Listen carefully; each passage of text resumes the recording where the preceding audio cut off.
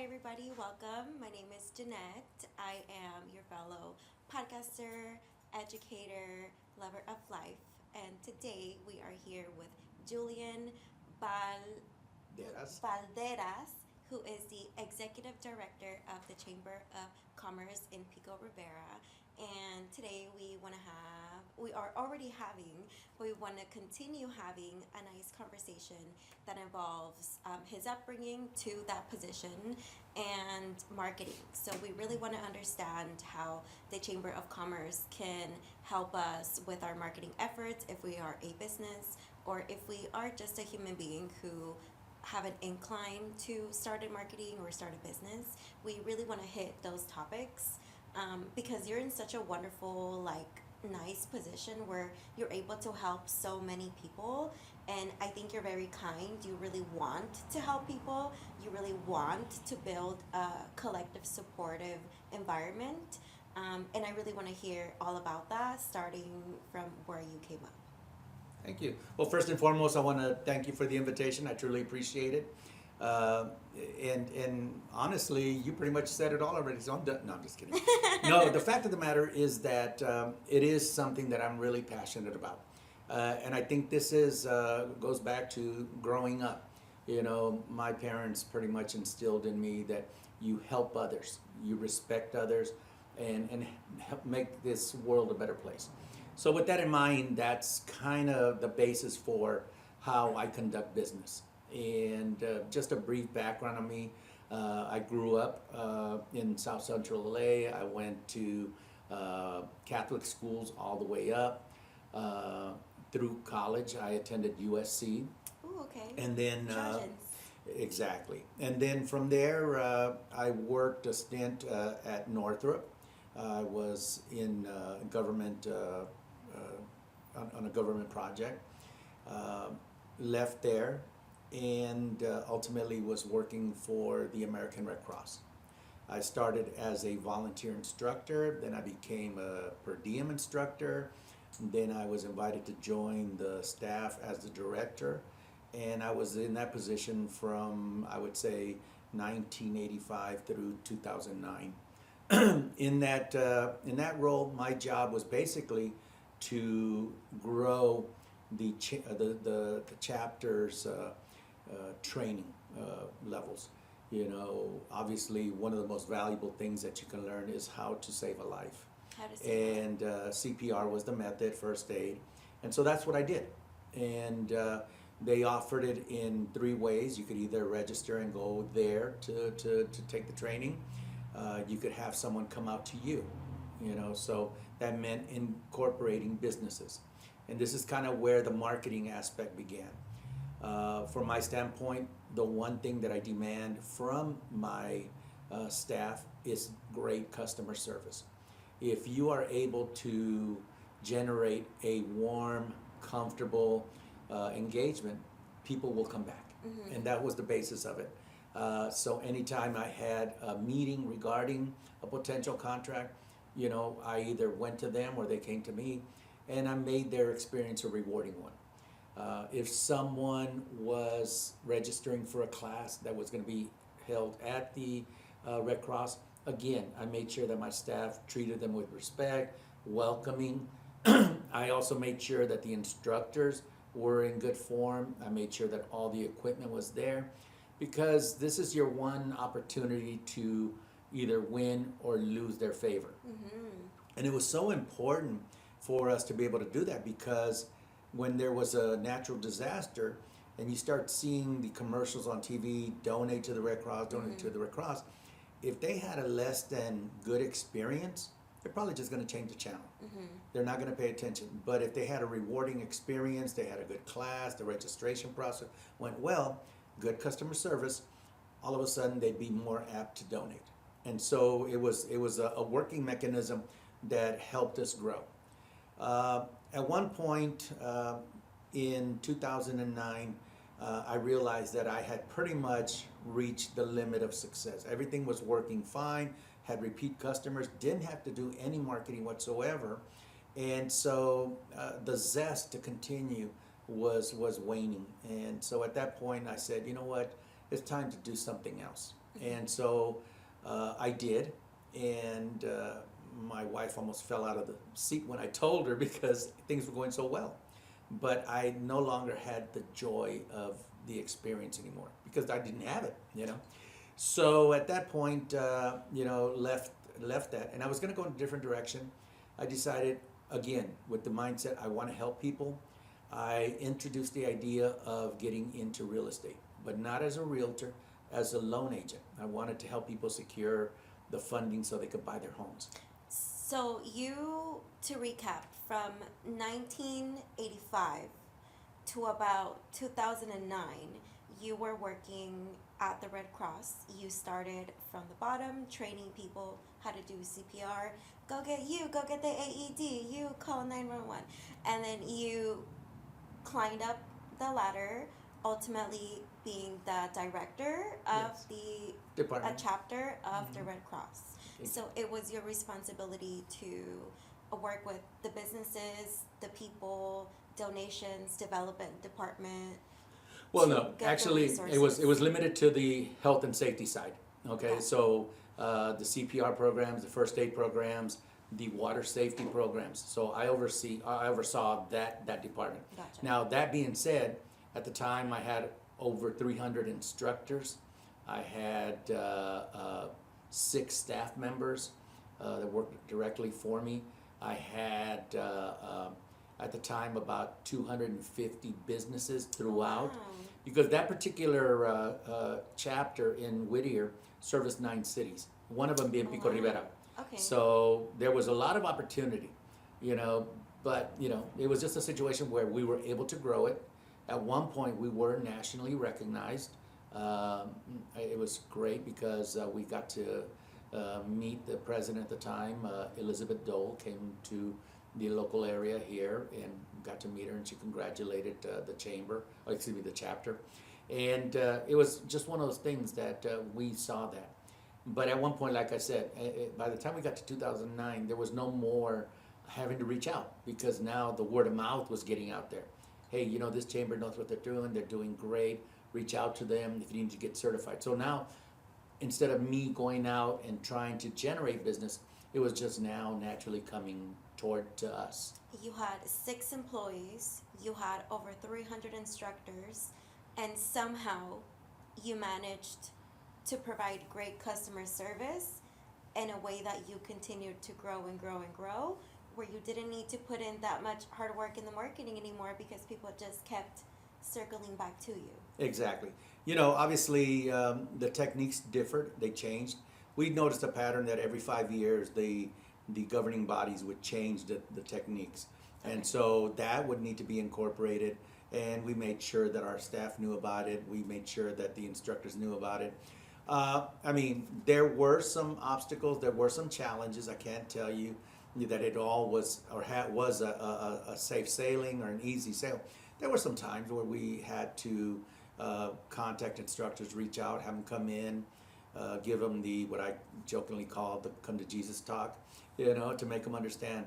But once they realized where I was coming from, the purpose, why we were doing things, the reason why we were, correcting these, the bigger scope, it's always, we want the support of the community.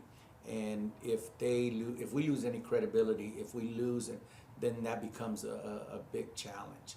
Sorry to interrupt you, but I feel like the Red Cross is already an establishment where people, when they don't feel safe, that's a place where they can go to feel safe. So I would even say it's even that much more important to be the extra kind to people, because if they're coming to you, most likely they are already feeling something, there's some kind of turmoil and they need your help, right? So do you feel like that was a game changer, or maybe some of the challenges might have came from that aspect? Well, yeah, and truth be told, even when I first started there, the Red Cross had a very reputable name. It was well known, but you needed to continue, like you said, it had to be continuously demonstrated. one bad situation, two bad situations, and you lose credibility, and that's a big key. And now you have to regain it again. It's almost like, you're a trusted organization. The minute you lose credibility, that trust is tarnished, and it's difficult to regain it in many instances. And so for that reason, that was the pivotal, in my estimation, maintain that trust, that level of comfortability, knowing that this organization, and and how I associate that career path with now the chamber is that they're both identical in that we are both volunteer-led organizations. Okay, so we need to have volunteers that believe in our missions.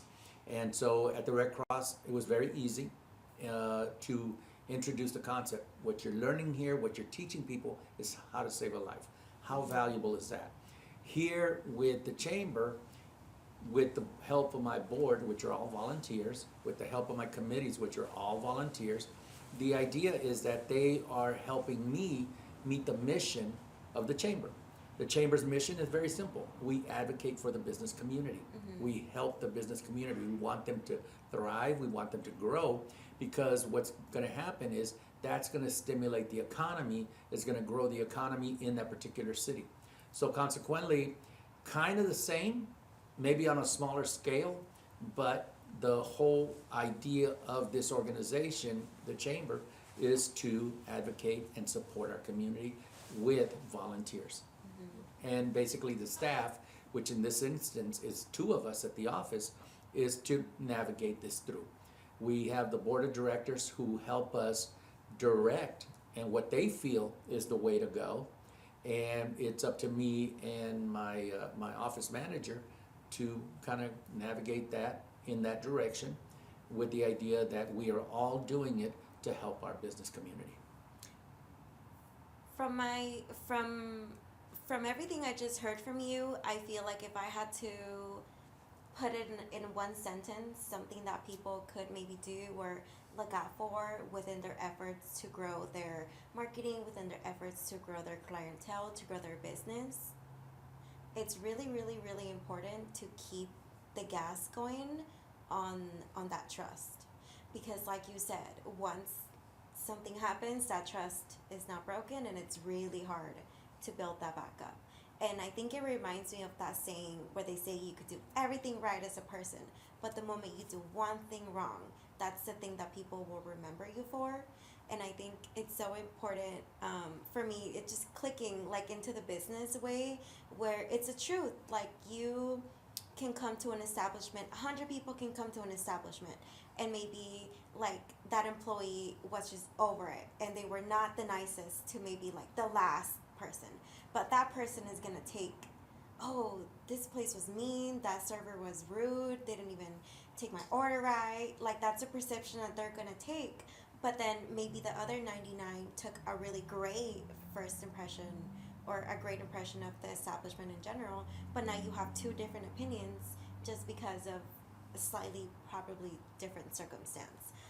So that just made me think of, okay, if I had a business and my goal was to build my marketing, to excel my business, it would be really important to start steady and start with trust and continue steady with that trust to continue to cultivate that within my community so that people can continue to come back.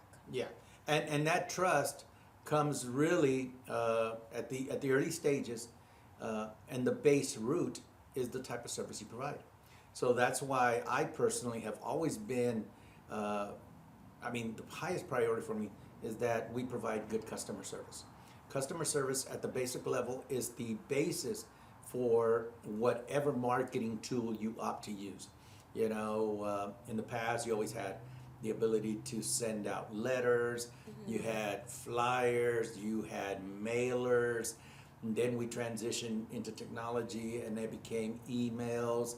Now the trend continues forward with AI opportunities, just commercials made that are professionally based. But at the end of the day, what people are going to resonate with is how they were treated when they engaged. And that's the basis that I tell my new or incoming chamber members. Listen, we can help you. Now, here's the thing that I have found since I've been here with the chamber is that every one of them, I applaud them for taking that plunge or that leap of faith. Okay, many of them had your standard Monday through Friday, Monday through Saturday, 9 to 5. Okay, but at one point they said, you know what? There's got to be a better life. There's got to be a better quality. I can do something that I think is going to help, but it's going to help me too. And they launched themselves into the world of business. You could be an auto mechanic, you could be a baker, you could be a panadero, you could be, in any capacity. And you do that. And obviously you do it well enough because people have made that comment to you. Hey, you know what? Your cakes are really tasty. Hey, I really appreciate the way you fix my car, so that you find one. So you take that leap of faith. But what I have found in many instances where their skill sets in that endeavor is just fantastic, you can't say the same for developing a business plan, developing a marketing plan, projections, how to sustain a business. And so this is where the Chamber of Commerce is so efficient, because what we do is we bring in chamber members, businesses from different sectors, different industries, to come together and integrate and help each other out. If I don't know how to, I don't even know what a marketing plan is, I have a resource for them. How do I put a business plan together? I have a resource for you. It'll be either a fellow chamber member, or if there's enough of a demand, then we set up workshops and we invite you to come and learn these aspects. So we want to make businesses more efficient, more effective. They in turn then now can stay in business instead of closing down, and navigate through all the obstacles. If the economy is down and people aren't out there spending dollars, well, we navigate through that because our projections told us that, hey, this is going to be not the best quarter, so you might want to hold back on splurging. You may want to consider, hey, let's cut back here, let's do this, let's make some alterations so that by the time we get back to a stronger, now we can kind of go back to what we were intending to do. So these are avenues, these are resources that the chamber makes available, because we don't want to have businesses closed down. That is not our objective. We also have a situation, not too many people know, but we advocate for our business community. Up in Sacramento, out in Washington, D.C., there are some bills that are being presented that are intended to help the nation or a state, but might affect a business adversely. So it's our job to reach out to our local legislators and say, listen, this doesn't benefit us. It's going to impact us. We're going to lose this, and that's going to destabilize the economy. At that point, now you have a situation where you have a senator, congresswoman, congressman that now have to make a decision. And based on their decision, obviously the outcome to a possible re-election or not. So it's a cycle. But the idea is that we're always looking out for our business community. We want the best for them. And that's why it's so important. And not just because it's a foolish plug, but if you are a business, you're looking to grow, whether it's in Pico Rivera, whether it's any other city, you want to investigate and initiate dialogue to possibly joining a Chamber of Commerce, because they have resources that in many instances don't cost a penny, and they can help you through some difficult and maybe some areas that you don't feel strong in. I want to circle back to the idea that is the chamber. I find it very similar to the resources that you receive as a student in a university. I was a college kid. I was the student going through the resources and not knowing what to ask, who to ask, not knowing what to ask. And then I became a professor. So then I was in the position to be able to educate kids like me into explaining to them what the resources are. They're available. Here is what they can do for you, for your business, for your school endeavor, whatever your goal is. And the chamber seems like a very nice landing place for if you're someone who's really passionate about baking those cakes, right? But you don't know how to start, you don't know marketing, you don't even know what it is. What is a marketing plan? What is a business plan? I can walk into my local chamber in my city. I can join a workshop. I can join a networking event. And I can ask those questions like, oh, I'm a great baker. I'm looking forward to doing my business. I know that I can serve my community. This is my passion. How can I market? How can I gain capital? How can I put together a business plan so that I'm not starting just from scratch? It just sounds like a really great something that you're modeling. You're modeling it as a chamber, going out there and gaining the business, gaining the trust, and you're telling people to essentially do exactly the same thing, but just within their particular business, which I think is great because you're giving people not just, hey, you can do it, but hey, I can hold your hand and I can walk you through how to do it, which begins by doing the simple thing, which is creating that trust that you said. So marketing 101, the first thing you want to do is build trust. Be someone people can trust and they will take your word for it. And that's how you can continue to build that rapport. Of course. And you know what? It's ironic because as you're mentioning this, when you put the two side by side, the Chamber of Commerce or a university, okay? When you basically enrolled in that university, you did it for a reason. You want to better yourself. Mm-hmm. You want to have a better quality of life, okay? And the university's goal is to have you graduate. Yes. Okay? So same thing here. You start a business, you have a trade, you have abilities. We want to help you grow to that level that you're comfortable. Same with that. Your objective when you are graduating from a university is that now you can find a role in this society. You know, what are you going to provide for this society that's going to make this world a better place? Same thing over here. You're going to provide a service, a product line, anything that is going to make this community better. Okay? So I see the similarities, Mm-hmm. and you're correct. You know, taking advantage of these resources help you personally to get to your end goal, which is the end goal of the university and the chamber. Mm-hmm. We want you to be successful here. We want you to be successful here. Whatever help that you need or we can make available to you, that's what we're prepared to do.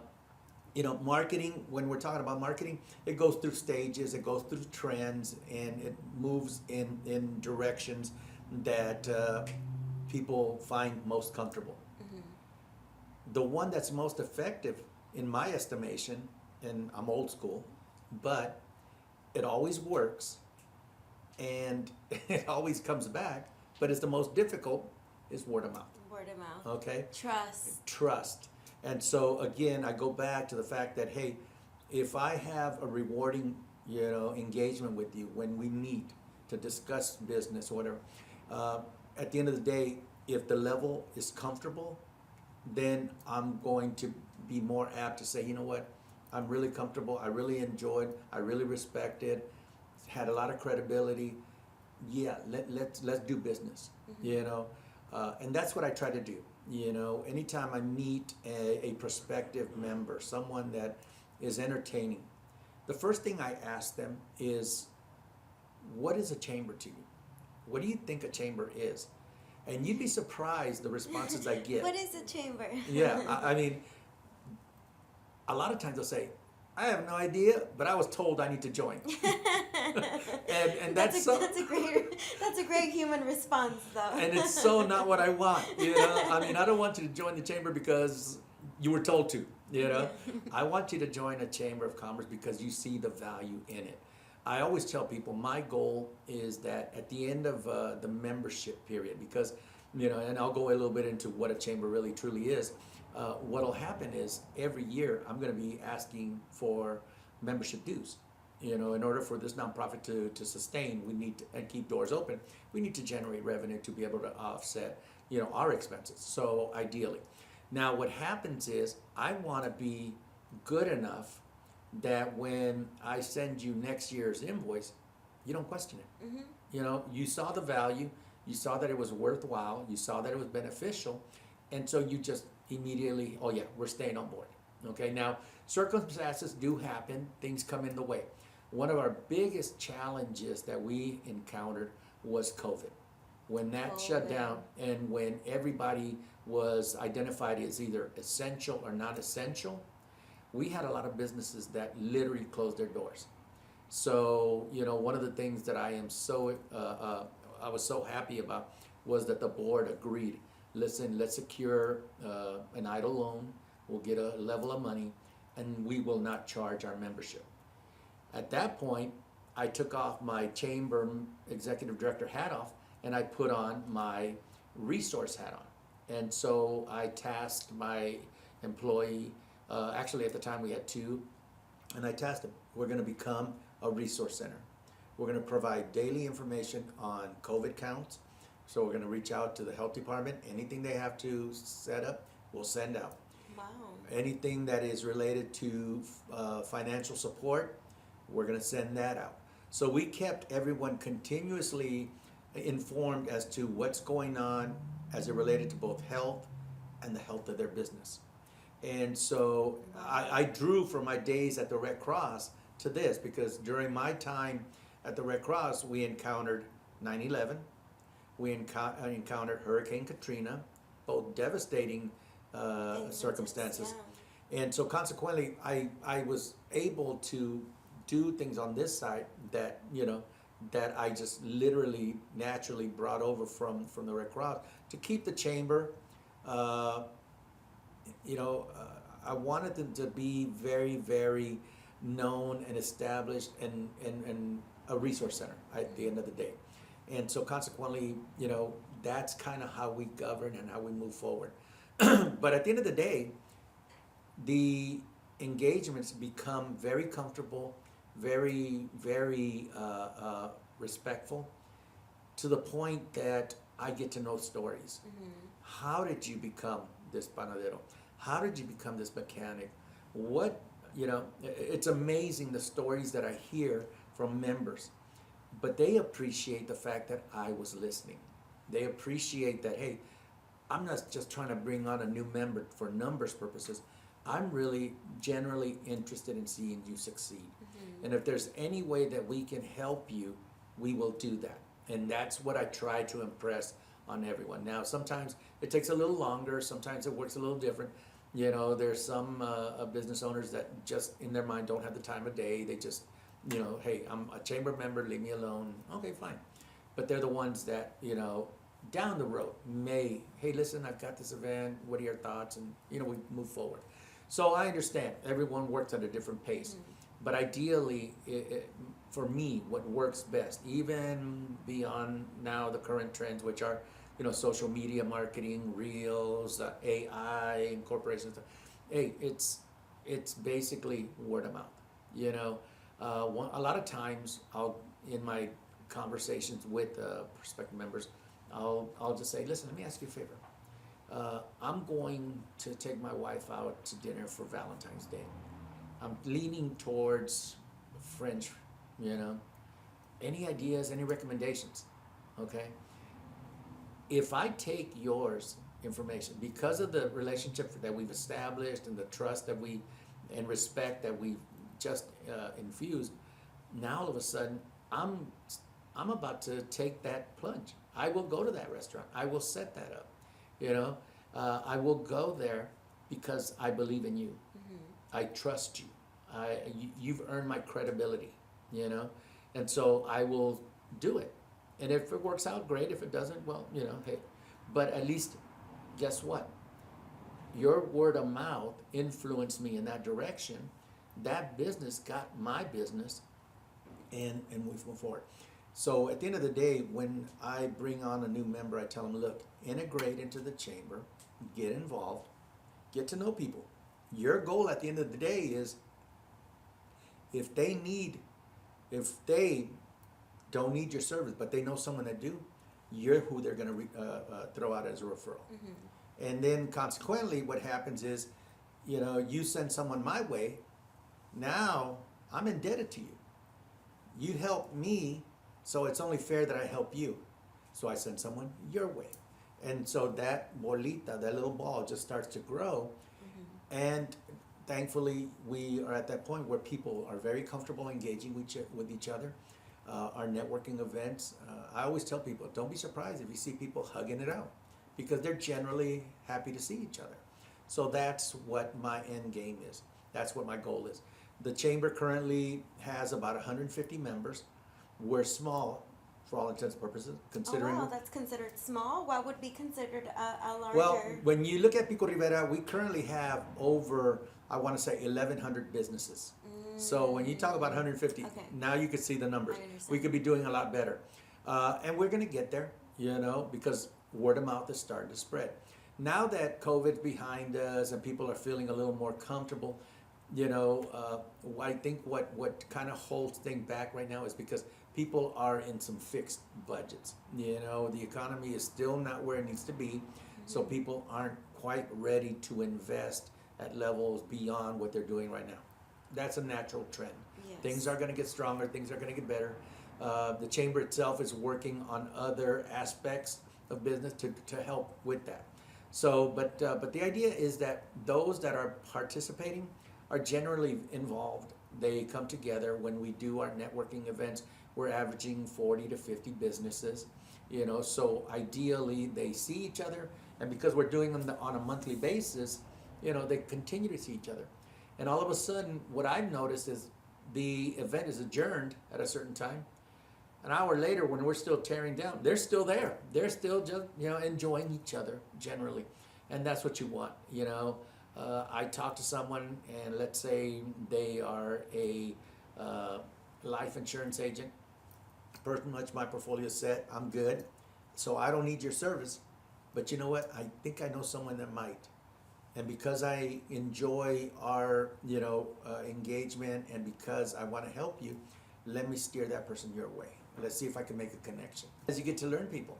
So in this instance, I'll never forget, I was visiting a food manufacturer. They processed, food and whatnot. And they were, I had the appointment. I walk in, I sit in the owner's office, and we're dialoguing, and he gets a call, and he looks at the little screen, and he sees who it is. He's like, "Excuse me, I gotta take this call. I'm so sorry." I said, "Do you want me to leave?" He says, "No. He picked up the phone, and he starts talking in his native language, and he's not having it. I mean, his demeanor just immediately changed, and you can see the steam coming out of his ears, coming out of his head. He was. What's going on? I'm just like, oh man, I wish I knew that language. I wish I knew, because he is cussing somebody out something fierce. And so he literally slams the phone down, and I said, "Is everything okay? Can we continue?" She goes, "Yeah." I mean, immediately he kind of just backed to himself, and it's just I'm having issues. I said, "Do you mind me asking?" He says, "Yeah, you know what? I got to ship out all of this. I have a major order. I'm expecting all these corrugated boxes to be delivered so we can stock them and send them out.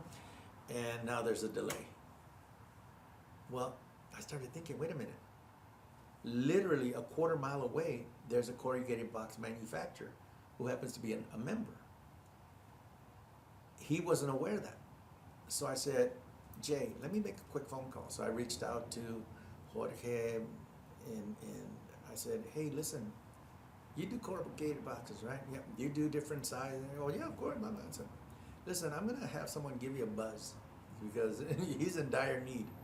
"Sure, of course." Made the connection. Next thing you know, about a couple weeks later, Jay calls me. "Julian, thank you so very much for that connection. I really appreciate it. And he helped me out, and I think we're going to switch, What? Yeah, so that's what I do. And if you didn't have that inkling, just who you are to meet all your members, 20, 30 an hour, you wouldn't have known that information. Exactly. Wow. Yeah, I mean, there's so many stories that I have. I remember when Domino's came on board. Okay, owner's name is Jose Cuesta. He has two in Pico Rivera. One's over by Sinopolis, the other one's over Slauson and Passons. So again, meeting him, getting to know him, I asked him, I said, tell me your story. How did you become an owner of Domino's? And it's really really funny. Well, not hardly funny, but he's from Mexico. Okay, his parents and his dad, because over in the old style culture, the man is the man of the house, and when he says everything, you don't question. So things were getting a little dangerous in Dad's estimation, and he said, "We're leaving. We're moving to America." So they immigrated over. He was having issues because at the time he's about 18 years old, and he's just about to, go into the university, and he wants to, he has all these. Be a man. He has be an all, yeah. adult. His mind is made up. So all of a sudden, Dad is just thrown a curve. They get to United States. He speaks zero English. He needs to find a job, and so he ends up finding the job there at the Domino's in Pico, and he literally started just basically doing the boxes. And now he owns 2 establishments. So what happened was he started learning all the skill sets within Domino's, and he developed and earned the trust of the owner. He could always count on him. Hey, I got this. Oh no. He was doing delivery. He was actually making the pizzas now. He was working the register because he had now began to dominate the language and whatnot. Oh, wow. And the whole time he's saving his money, and then he subsequently met his girlfriend, and eventually they got married and whatnot. And so at one point the owner said, "You know what, you're gonna have to find another job." And he goes, "Why?" He says, I'm gonna retire. I think I'm gonna sell the business." And he says, "Well," he's back there with 2 other guys, and they say, "Hey, listen, let's buy it." The other guys are like, I don't know. Come on, let's buy it. We can do it. So he went home, talked to his dad, and they literally took the family earnings and took the plunge. Wow. So that gave me chills. That's right? That's so inspiring. So then all of a sudden, now, he's officially the owner now. First day on the job. And unlike every other day, there was no business. It was real slow. And now all of a sudden he's questioning himself. Mm-hmm. He called his dad and he says, "Dad, I think we screwed up here." And he goes, "What happened?" He goes, "Business just didn't. We just have very little business. I don't know." And his dad just said, "Look, I didn't create a quitter. You tighten that belt and you make it happen." Now he has 5 Domino's. Wow. 2 here in Pico Rivera and 3 in Orange County.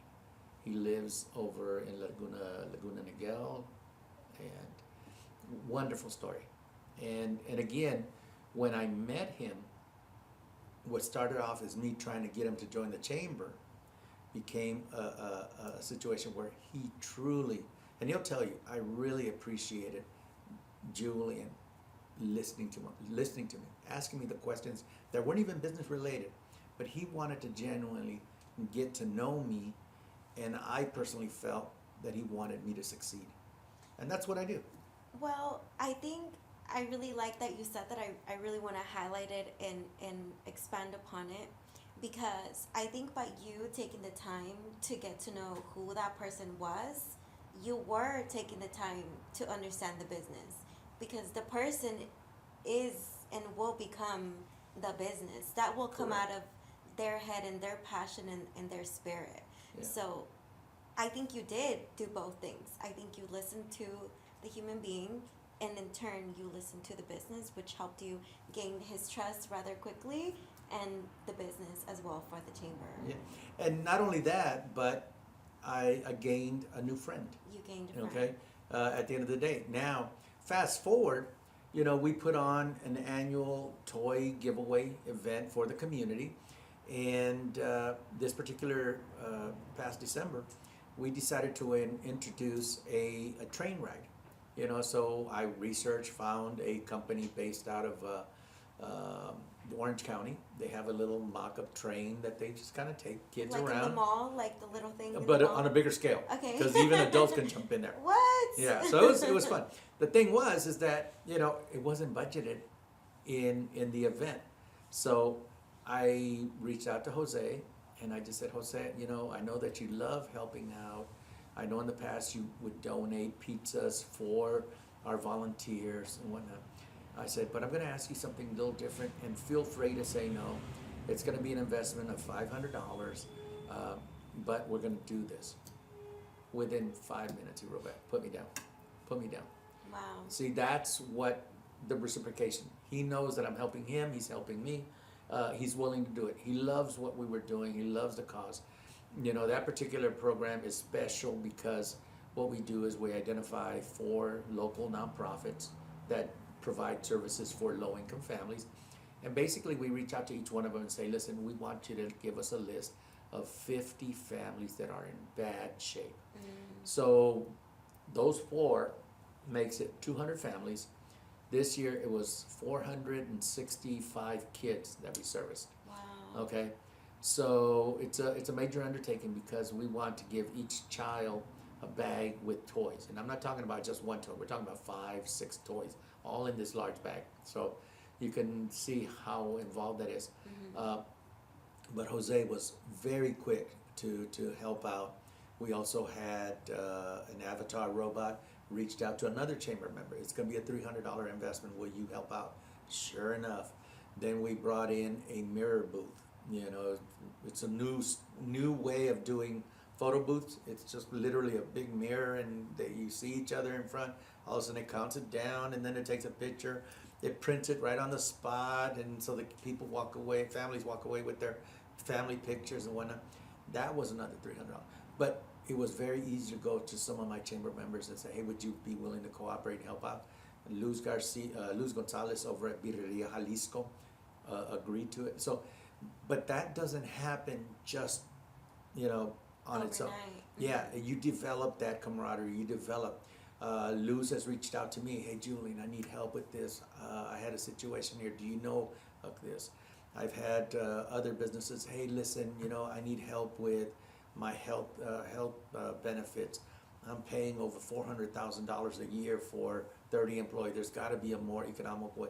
I got you. And so, you know, the whole thing is helping each other out so that we can sustain. And but it all starts with people feeling comfortable with you and trusting that where you're going to steer them is not something that's they're going to be taken advantage of. You know, which I feel that route, even though it is the most effective longevity wise, it is the longest. Have you had an instance where you were trying to do marketing efforts that would move rather quickly? Did you have any issues or any challenges in that aspect? Are there other strategies that you like to utilize aside from the word of mouth? Oh yeah, no, you know, obviously we take advantage of what we can because we are short-staffed in my estimation. It's just Nicole and I.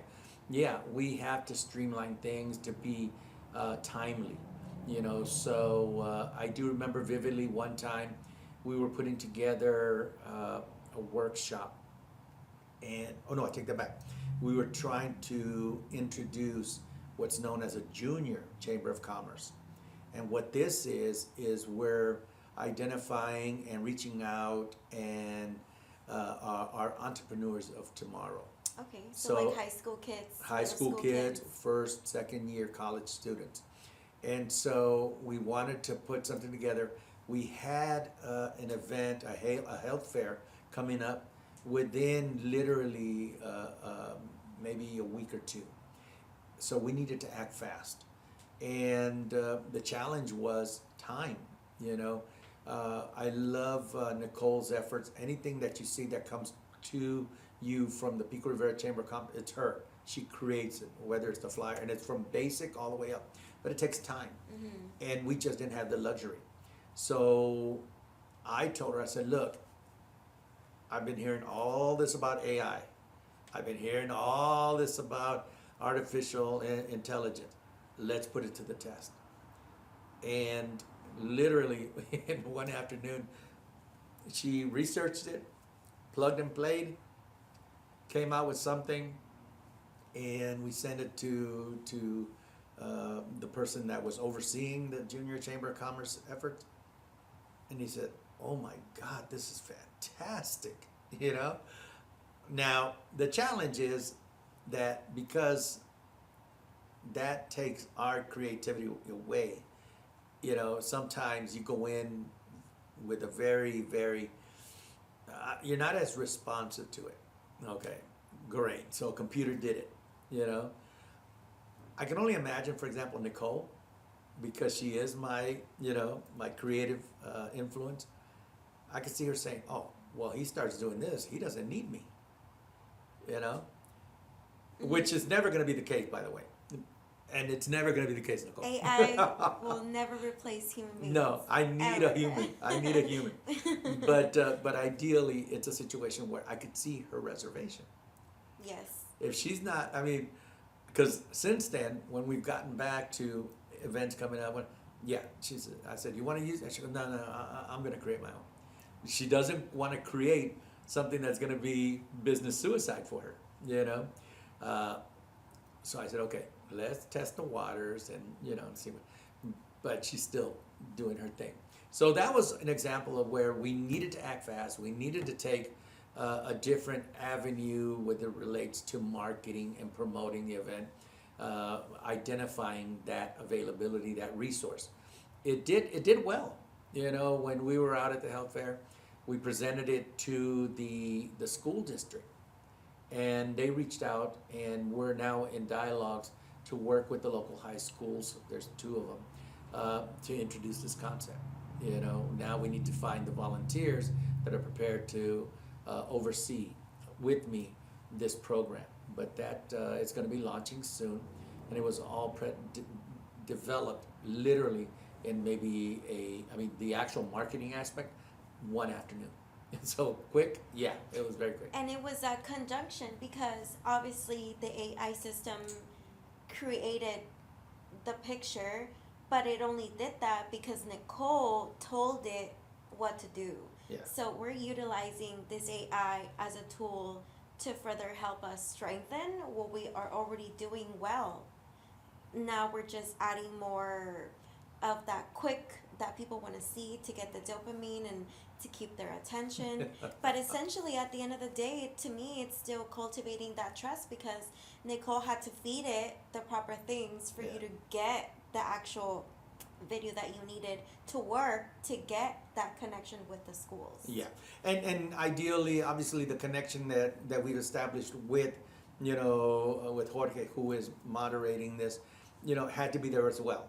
If he felt comfortable with us to the point where, hey, I need help, I need this, he was feeling comfortable enough to reach out to us as opposed to him, doing the same thing, which would have netted the same, but he was more comfortable and willing to let us do something on his behalf. And at the end of the day, he came away comfortable. He really loved it. And like I said, the result of it was the fact that now the school district is interested in pursuing this, because they themselves will tell you, not every graduating senior is going to be going to college. Of course. Some already have an idea that they want to do this, they want to do that.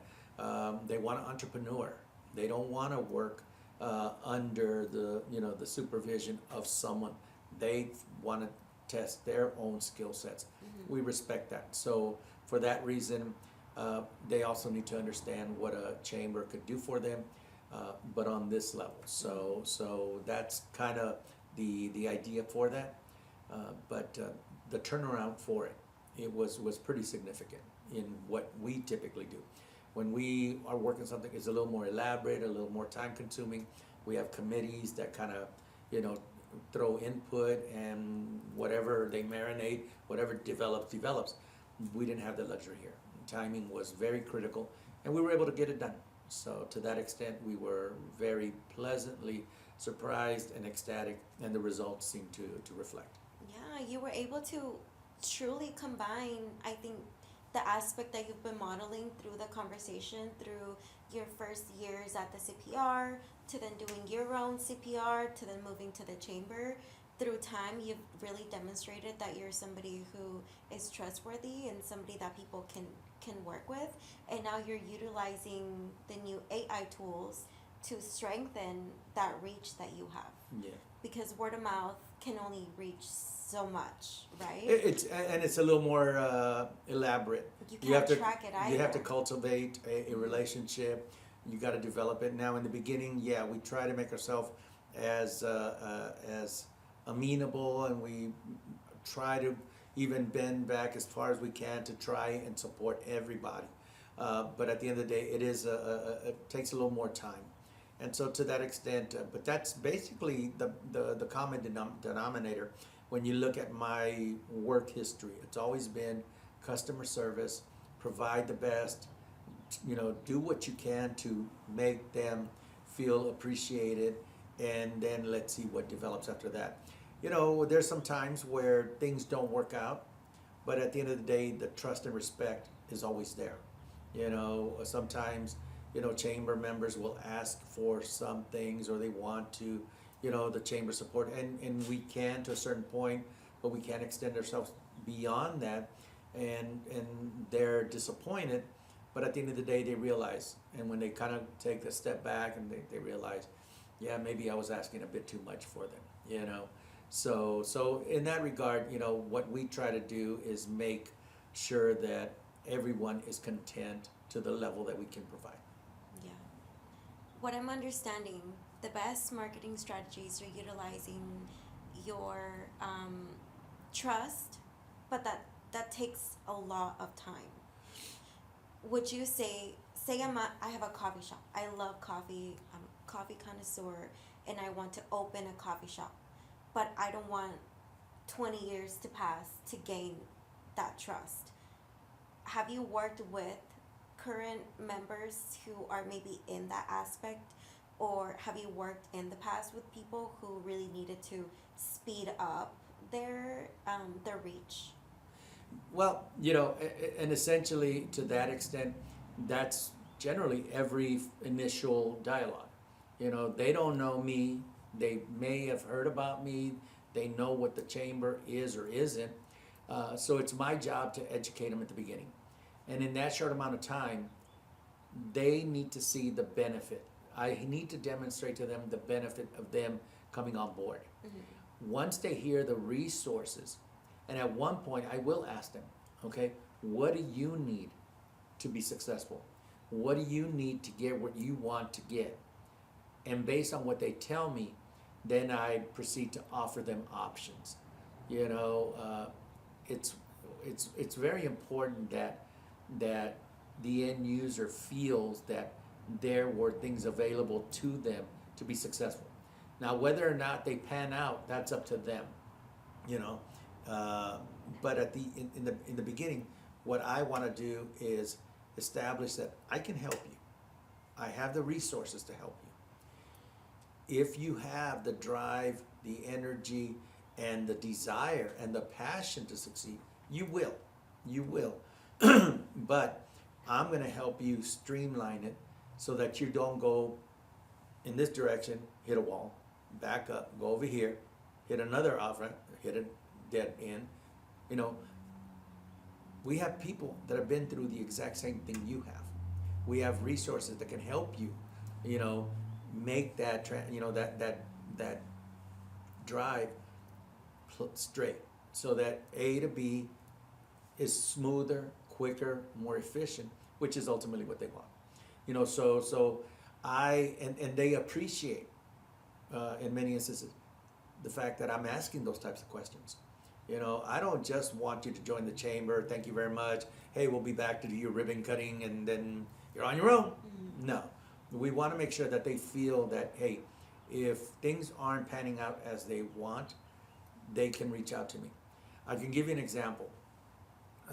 There is a gentleman who is basically had a tire shop. Okay. Now he was renting space from a local gas station, and at one point the gas station said, "Listen, we're moving in a different direction. You need to leave." Okay. Leaving him without a home to do to his business. Exactly. So thankfully, he had a mobile truck that he would use to, in the event that, he had an air compressor in there, he had tires, and I mean, it was, and I said, look, we need to find you another place, another location. Now, he was dead set on it being in Pico Rivera, because he's a resident of Pico Rivera, he grew up there, he just didn't want to leave. Even though there was opportunities in Whittier, there was opportunities in Montebello, he wanted to stay. Which is, just for people who don't know the geography, it's just on neighboring cities. So essentially I said, okay, fine. And I said, well, listen, why don't you consider a mobile tire shop? His issue was, I have inventory. I can't drive around with all these tires. I said, well, you don't necessarily have to. If someone calls you that they have an emergency, they're going to tell you what kind of car they have, and you could basically, throw that in the van. And wouldn't you know it, he's been out of his locale now probably a little under a year. Seems to be doing really well. So his expenses are significantly less because he doesn't have a rent, and at the same time, he can be a little more elaborate in finding a location. Mm-hmm. So we took an issue, a problem, and were able to still maintain his business. And now he's back to the point where, hey, he just reached out to me last week, I need your help. And I said, what's going on? He said, well, there is a landing place here in Pico Rivera, but because of its negative history, I might need some support from city council to approve it. I need the chamber support. And I told him, well, you definitely have my support. And if you need me to introduce the idea to the legislators, just let me know. Thankfully, he does have good rapport with many of the city council members, so we don't anticipate that. But the idea is that now he's kind of getting back to where his comfort is. Mm-hmm. He wants to have a tire shop. He wants to have, clients come into him as opposed to him driving around town. But in the meantime, while that wasn't available, he was able to still sustain a business, keep it going. So, yeah, we're always looking at ways that we can help, and we're always looking ways to be, effective. And sometimes it's thinking outside the box a little bit, but it works. Yeah, I think that's actually a perfect example of thinking outside the box and pivoting. I think the key word for me in that story would be pivoting, because you were like, he was set on it being here.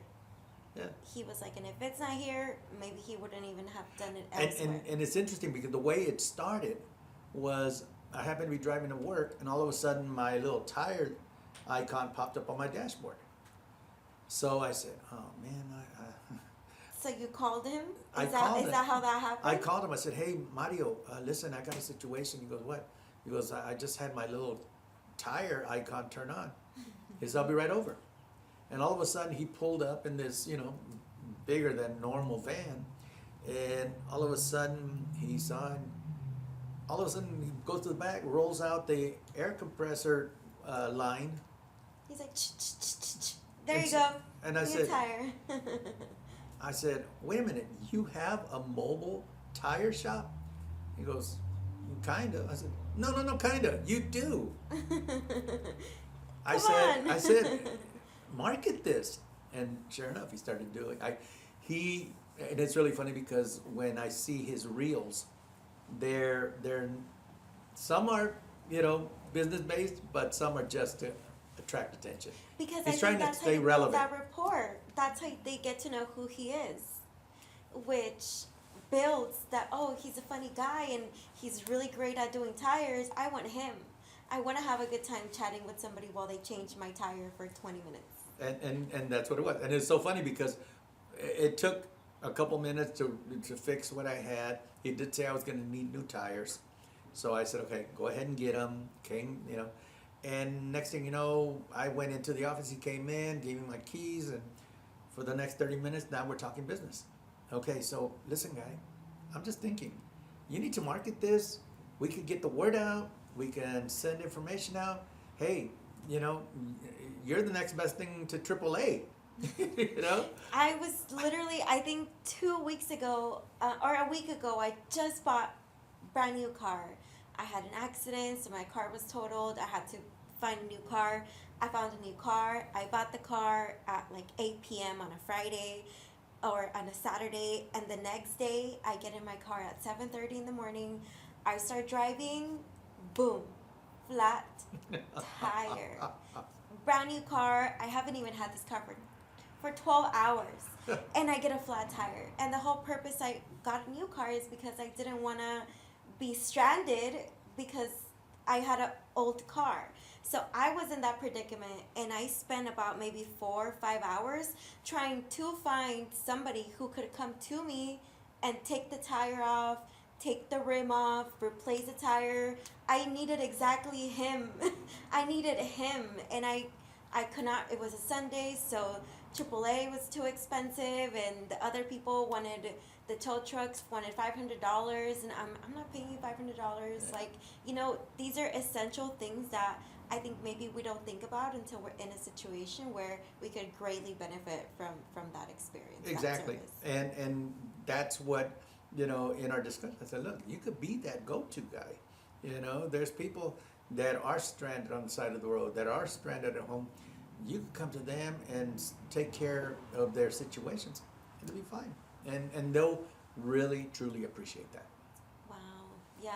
Julian, I do want to say thank you so much for your time. We are nearing our end of our podcast. Boy, that was quick. I want to keep talking to you. We'll continue talking off camera purposes. I really wanted to kind of succinct everything we've talked about and throw to our audience what do we think is if you're going to take anything from this conversation today, this is the one thing that I really want you to take in, analyze it, study it, and move forward with it for the purpose of you to build your business from a marketing standpoint. Yeah. How would do you think that you have like one sentence that you could throw out there, and what would that be? I can try. No, obviously, if you are entertaining a new business, congratulations. I wish you the very best. Follow your passion, follow your dreams, but also recognize that you're going to have some limitations.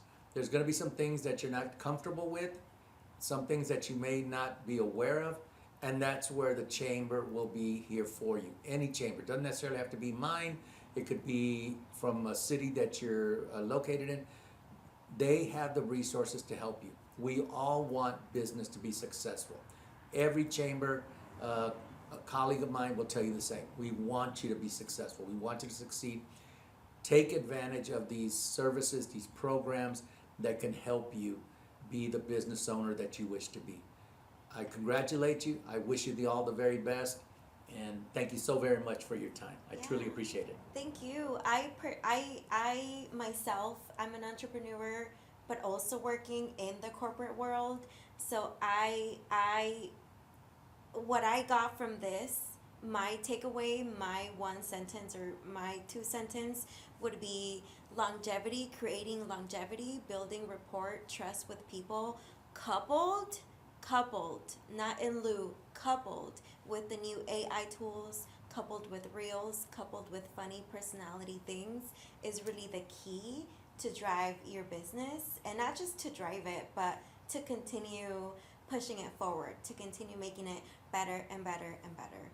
And here I was hoping you were going to say, I want to join your chamber. I also want to join the chamber. I do. I've heard of chambers before. I've been to chambers myself, but I didn't know there was much more to that.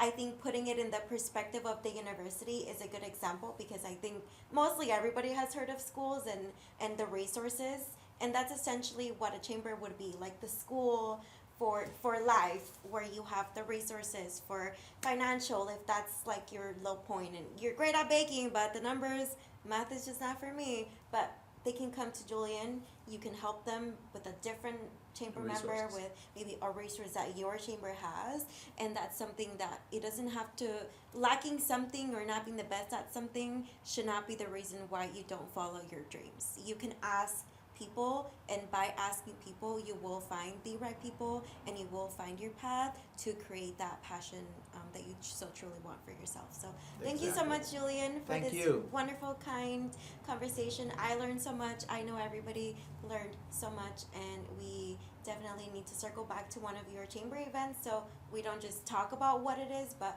actually show the people what it is. Exactly. Thank you very much for your time. Thank you for your time.